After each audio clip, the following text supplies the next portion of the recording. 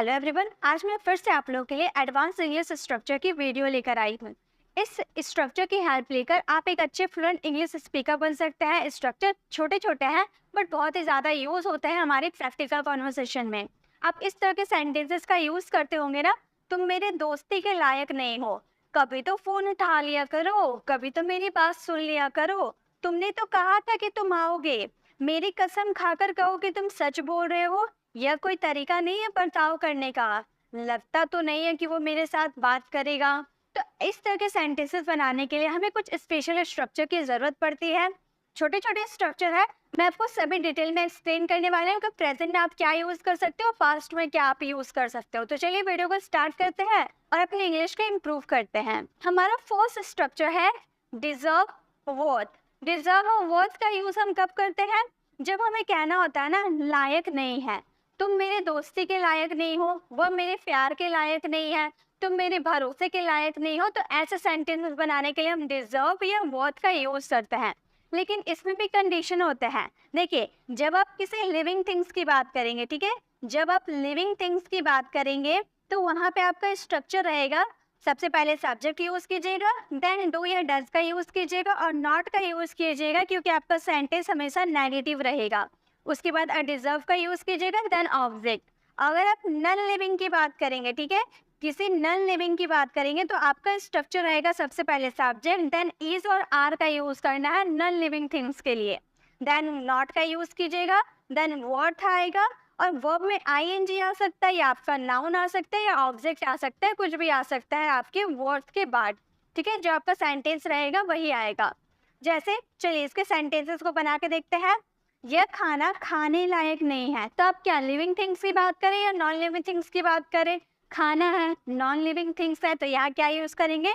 Worth का use करेंगे। तो हम सेंटेंस को बनाएंगे, this food is not worth eating.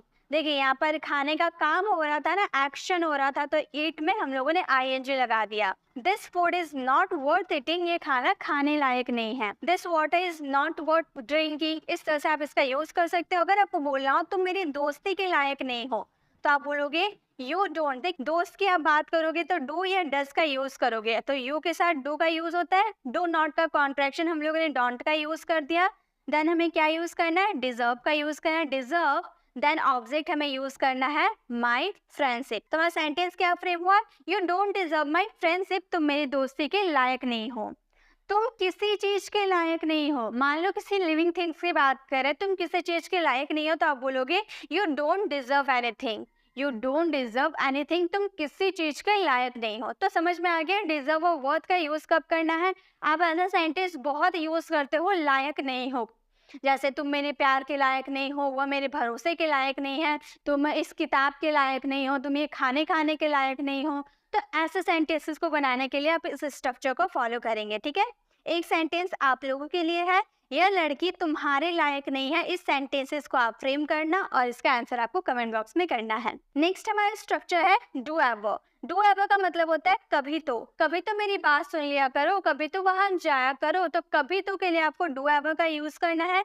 इसका स्ट्रक्चर होता है डू एवर प्लस वर्ब का first form plus object. Simple सा स्ट्रक्चर है, कैसे बनेगा?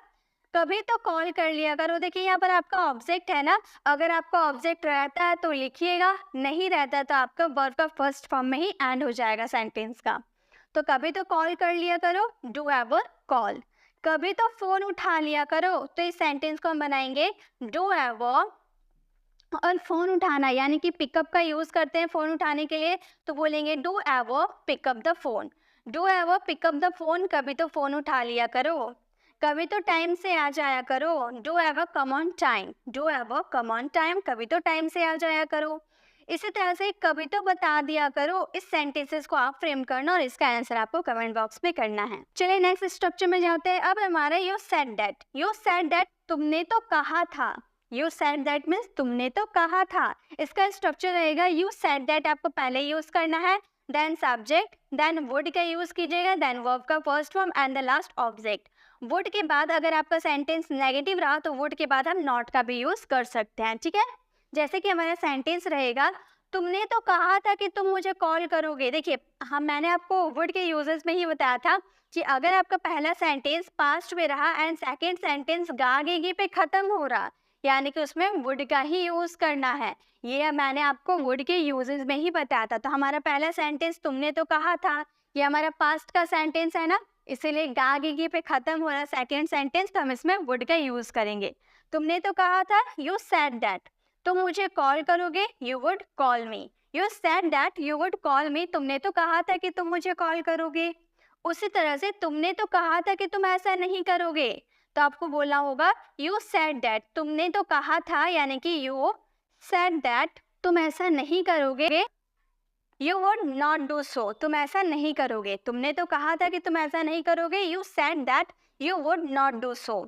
नेक्स्ट है, तुमने तो कहा था तुम नहीं खाओगे, you said that you would not eat.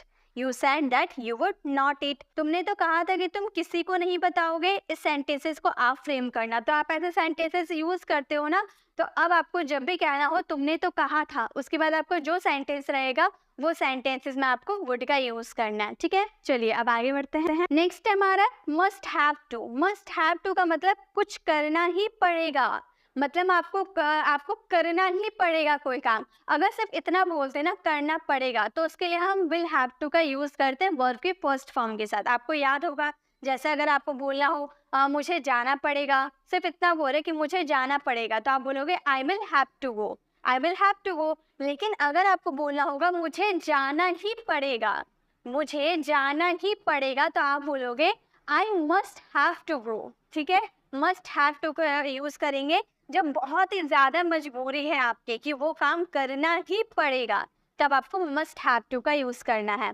Subject then must have to का यूज करेंगे, देन वर्ब का first form and the last object.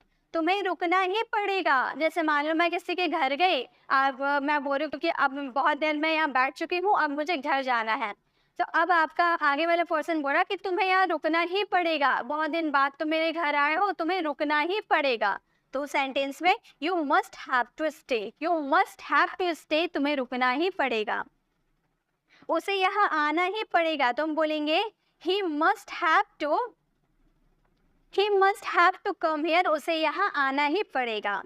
Next time उसे बोलना ही पड़ेगा, I must have to speak, I must have to speak, मुझे बोलना ही पड़ेगा। नेक्स्ट है हमें कुछ करना ही पड़ेगा। इस सेंटेंसेस को आप फ्रेम करना और इसका आंसर कमेंट बॉक्स में करना। तो गाइस अब आपको समझ में आ गया, आप कंफ्यूज मत होइएगा। देखिए दो तरह के सेंटेंस होते हैं। एक होता है करना पड़ेगा, सिर्फ अगर आपका सेंटेंस में करना पड़ेगा आएगा तो उसके लिए आपको सिंपली क्या यूज करना है, विल हैव टू का यूज करना है। ठीक है, करना पड़ेगा के लिए विल हैव टू का यूज करेंगे और करना ही पड़ेगा के लिए मस्ट हैव टू का यूज करेंगे। जैसे अगर सिंपल हम बोले कि तुम्हें रुकना पड़ेगा, तुम्हें रुकना पड़ेगा, तो हम बोलेंगे you will have to stay. लेकिन अगर हम बोले तुम्हें रुकना ही पड़ेगा, तो हम बोलेंगे you must have to stay. ठीक है, तो विल और मस्ट में आपको कंफ्यूज नहीं होना, आपको ध्यान से इसका यूज करना है। गाइस आई होप आपको ये छोटे छोटे स्ट्रक्चर अच्छे लग रहे होंगे। अगर अच्छे लग रहे हैं, आपको ऐसा लग रहा है कि हाँ डे टू डे कॉन्वर्सेशन में आप इसका यूज़ कर पाओगे, तो कमेंट में ज़रूर बताइएगा कि आपको ये वीडियो कैसी लग रही है। और लाइक तो ज़रूर कीजिएगा, क्योंकि गाइज आप लोगों के लाइक से हमें पता चलता है कि आपको किस टाइप की वीडियोस पसंद आती है, आपको कैसी वीडियोस आप लोगों के लिए इंपॉर्टेंट होती है, वो हमें आपके लाइक से ही पता चलती है। तो आप लाइक करके हमें ज़रूर मोटिवेट किया कीजिए और शेयर ज़रूर किया कीजिए, क्योंकि बहुत सारे स्टूडेंट को इंग्लिश सीखने की ज़रूरत है। तो आप सभी को शेयर कीजिए ताकि सभी इंग्लिश सीख पाए और इंग्लिश बोल पाए। नेक्स्ट है हमारा it doesn't seems that. It doesn't seems that या आई डोंट थिंक दैट, दोनों का मतलब होता है लगता तो नहीं है ऐसा। आप ऐसे बोलते हो ना, लगता तो नहीं है कि वो मेरे घर आएगा, लगता तो नहीं है कि तुम उससे अब बात करोगे, लगता तो नहीं है तुम अब खाओगे, लगता तो नहीं है कि तुम आज स्कूल जाओगे। तो लगता तो नहीं है जो ऐसा आप सेंटेंस बोलते हो ना, उसके लिए आप दो स्ट्रक्चर का यूज कर सकते हो, it does not seem that या फिर आई डोंट थिंक दैट। ठीक है, दोनों में से किसी का भी यूज कर सकते हो, आपका सेंटेंस में कोई फर्क नहीं पड़ेगा, दोनों यूज होता है। इट डजंट सीम्स दैट या आई डोंट थिंक दैट, उसके बाद आपका आने वाला सेंटेंस, आपका सेंटेंस कोई सा भी टेंस का हो सकता है। ठीक है, जैसे लगता तो नहीं है कि अब वो आएगा, लगता तो नहीं है कि वो अब आएगा, तो लगता तो नहीं है। इट डजंट सीम्स कि अब बोलो यानी कि दैट, हमारा सेंटेंस होगा लगता तो नहीं। इट डज नॉट सीम की के लिए आप दैट का यूज किए, वो अब वो आएगा, he will come now, he will come now, अब वो आएगा। लगता तो नहीं है कि अब वो आएगा, it doesn't seems that he will come now, या फिर आप बोल सकते हो आई don't think that he will come now, दोनों में से किसी का भी यूज कर सकते हो। नेक्स्ट है लगता तो नहीं है कि तुम बीमार हो, तो लगता तो नहीं है के लिए आपको पहले लगाना होगा आई don't think that, I don't think that किसी का भी यूज कर सकते हो, आपकी मर्जी, ठीक है, दोनों का मतलब एक ही होता है। I don't think that you are ill, I don't think that you are ill, लगता तो नहीं है कि तुम बीमार हो। नेक्स्ट है यहाँ पर इल का भी यूज कर सकते हो प्लस आप सिक का भी यूज कर सकते हो, दोनों का मतलब होता है बीमार होना। नेक्स्ट है लगता तो नहीं है कि वो गरीब है, लगता तो नहीं है कि वो गरीब है, तो आप बोलोगे आई don't think that he is poor, I don't think that he is poor. Next है लगता तो नहीं है कि तुम झूठ बोल रहे हो, इस सेंटेंसेस को आप फ्रेम करना। तो आपको समझ में आ गया कि आपके सेंटेंसेस कैसे आएंगे, लगता तो नहीं है ऐसा, ऐसे वाले सेंटेंसेस आएंगे तो उसमें आप दो स्ट्रक्चर का यूज कर सकते हो, इट्स डजंट सीम दैट या फिर आई डोंट थिंक दैट, ठीक है। इसी के साथ अब हमारा नेक्स्ट स्ट्रक्चर है this is not the way. This is not the वे का मतलब होता है यह कोई तरीका नहीं है, यह कोई तरीका नहीं है मुझसे बर्ताव करने का, यह कोई तरीका नहीं है मुझसे बात करने का, यह कोई तरीका नहीं है ऐसा व्यवहार करने का। तो तरीका नहीं है आप ऐसे बोल रहे हो ना, इसके लिए आपको क्या यूज करना है, दिस इज नॉट द वे का यूज करना है। इसका स्ट्रक्चर होगा, सबसे पहले आप दिस इज नॉट द वे का यूज कीजिएगा, देन आपको टू का यूज करना है, वर्ब का फर्स्ट फॉर्म यूज करना, और लास्ट में अगर आपके ऑब्जेक्ट बचते हैं तो आप मेंशन कीजिएगा, नहीं तो आप नहीं कर सकते हैं। जैसे यह कोई तरीका नहीं है बड़ों से बात करने का, यह कोई तरीका नहीं है बड़ों से बात करने का, बोलेंगे this is not the way, यह कोई तरीका नहीं है, this is not the way to talk. देखिए टू हमारा इसमें स्ट्रक्चर में टू था, टू लगाए, देन वर्ब का फर्स्ट फॉर्म हम लोगों ने लगा दिया विथ एल्डर्स, ये हमारा ऑब्जेक्ट हो गया। This is not the way to talk with elders, यह कोई तरीका नहीं है बड़ों से बात करने का, यह कोई तरीका नहीं है मुझसे बात करने का, तो यह कोई तरीका नहीं है, इसके लिए आप बोलोगे this is not the way, this is not the way, यह कोई तरीका नहीं है मुझसे बात करने का। उसके बाद टू लगाएंगे, talk to me, talk to me, यह कोई तरीका नहीं है मुझसे बात करने का, this is not the way to talk to me, यह कोई तरीका नहीं है यह कोई तरीका नहीं है व्यवहार करने का, this is not the way to behave, ठीक है। इस तरह से आप इसका यूज कर सकते हो। एक सेंटेंस यह कोई तरीका नहीं है बर्ताव करने का, इस सेंटेंसेस को आप फ्रेम करना और इसका आंसर कमेंट बॉक्स में करना। तो जब भी अगर आपको किसी बच्चे को समझाते हुए कहना हो कि यह कोई तरीका नहीं है ये काम करने का, यह कोई तरीका नहीं है ऐसे पढ़ाई करने का, यह कोई तरीका नहीं है ऐसे खाना खाने का, यह कोई तरीका नहीं है ऐसे बैठने का, इस तरह की आप बातें अपने बच्चों को सिखाते हो तो इससे स्ट्रक्चर का बहुत ही ज़्यादा यूज़ किया जाता है। तो अब यह कोई तरीका नहीं है, इसके लिए आप इंग्लिश स्ट्रक्चर का यूज़ कीजिएगा, दिस इज नॉट द वे, उसके बाद आप टू का यूज़ कीजिएगा, देन वर्ब का फर्स्ट फॉर्म, उसके बाद आपके ऑब्जेक्ट बचते हैं तो आप यूज़ कीजिएगा, नहीं तो मत कीजिएगा, ठीक है। चलिए अब इसी के साथ आगे बढ़ते हैं। नेक्स्ट हमारा स्ट्रक्चर है what's the need to. What's the need to का मतलब होता है ज़रूरत क्या है, व्हाट्स द नीड टू का मतलब ज़रूरत क्या है वहाँ जाने की, ज़रूरत क्या है ऐसी बात बोलने की, ज़रूरत क्या है तुम्हें मुझे कॉल करने की, ज़रूरत क्या है आपको पढ़ाई करने की। तो ज़रूरत क्या है जो आप सेंटेंसेस में बोलते हो ना, तो ज़रूरत क्या है उसके लिए आपको व्हाट्स द नीड टू का यूज़ करना है, ठीक है। तो अब आप ऐसे सेंटेंसेस बहुत बोलते होंगे, ज़रूरत क्या है उसके घर जाने की, ज़रूरत क्या है मुझे कॉल करने की, बार बार मुझे परेशान कर रहे हो, ज़रूरत क्या है मुझे कॉल करने की। तो ज़रूरत क्या है के लिए आपको क्या यूज़ करना है, व्हाट्स द नीड टू, ठीक है। इसका स्ट्रक्चर होता है what's the need to, then verb का first form and the last object, और यहाँ पर वर्ड से आपका सेंटेंस स्टार्ट होगा इसलिए क्वेश्चन मार्क लगाना कंपलसरी है। जैसे ज़रूरत क्या है ऐसा करने की, मैंने तो नहीं बोला था आपको करने को, तो ज़रूरत क्या है आपको करने की। तो इस सेंटेंस को बनाओगे ज़रूरत क्या है, व्हाट्स द नीड ऐसा करने की, to do so, what's the need to do so, so की जगह आप क्या यूज़ कर सकते हो, सच का भी यूज़ कर सकते हो, what's the need to do such, ठीक है। दोनों मतलब दोनों में से किसी का भी यूज़ कर सकते हो। नेक्स्ट है ज़रूरत क्या है वहाँ जाने की, तो ज़रूरत क्या है उसके लिए आप क्या बोलोगे, व्हाट्स द नीड, ज़रूरत क्या है, व्हाट्स द नीड टू वहाँ जाने की, टू आपने लगा दिया, उसके बाद वर्ड का फर्स्ट फॉर्म लगाएंगे, गो देयर, तो हमारा सेंटेंस क्या फ्रेम हुआ, what's the need to go there, ज़रूरत क्या है वहाँ जाने की। नेक्स्ट है ज़रूरत क्या है उससे मिलने की, तो इस सेंटेंस को बोलेंगे what's the need to meet him. What's the need to meet him, ज़रूरत क्या है उससे मिलने की।